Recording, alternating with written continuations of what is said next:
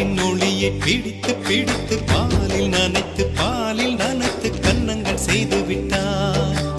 உலக மலர்கள் பறித்து பறித்து 2 பந்துகள் அமைத்து அமைத்து பெண்ணை சமைத்து விட்டார்.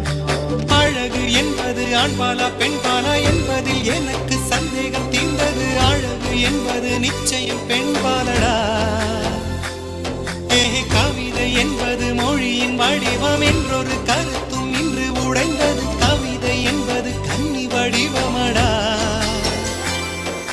மின்னலை பிடித்து